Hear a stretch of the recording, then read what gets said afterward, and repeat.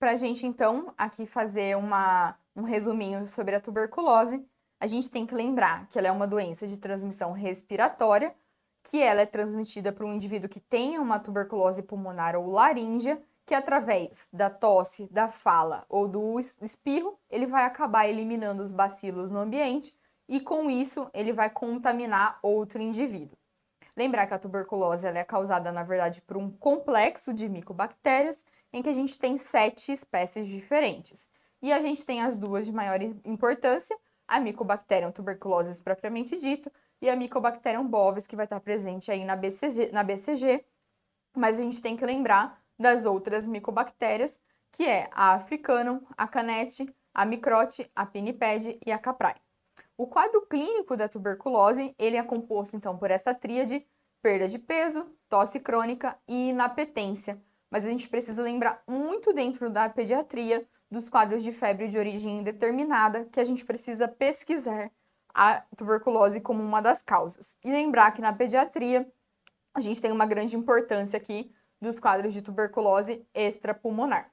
A gente também tem os quadros de tuberculose latente, que esses quadros são importantes para a gente iniciar um tratamento para que previna que essa criança, especialmente nos próximos 2 anos, desenvolva um quadro de tuberculose doença. E essa tuberculose latente, ela vai ser então configurada por um PPD maior ou igual a 5 milímetros ou um IGRA positivo sem sinais de doença ativa.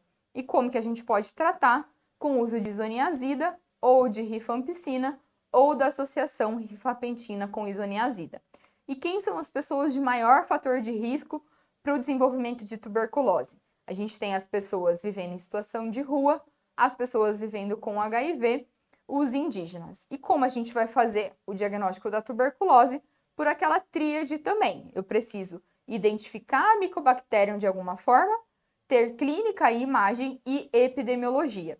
Então, como que a gente identifica? A gente pode identificar pelo teste molecular, pela baciloscopia direta ou pela cultura, que a gente pode usar esses 3 exames pesquisando no escarro, no lavado gástrico ou no lavado broncoalveolar, e também pelo uso do PPD ou do IGRA, que vão mostrar aí de uma maneira indireta através da resposta imune.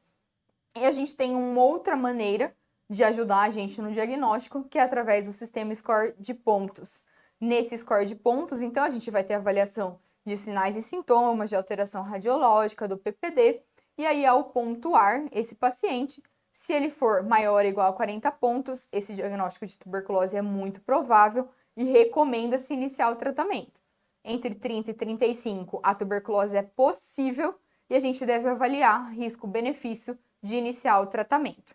E se ele é menor que 25, a tuberculose torna-se pouco provável e a gente deve continuar na investigação de outras causas para aquele quadro clínico do paciente que chegou para a gente.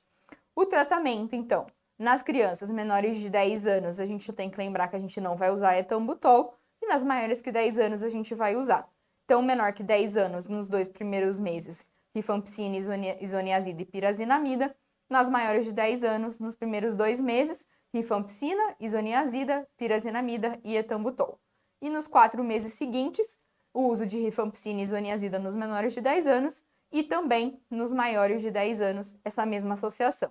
Então, nas formas típicas de tuberculose pulmonar, o tratamento ao longo de 6 meses. Mas lembrar que a gente tem diferenças no tempo de tratamento das formas extrapulmonares, em especial aí as meningoencefalites tuberculose e os quadros de tuberculose osteomuscular, em que a gente vai estender esse tratamento ao longo de 12 meses.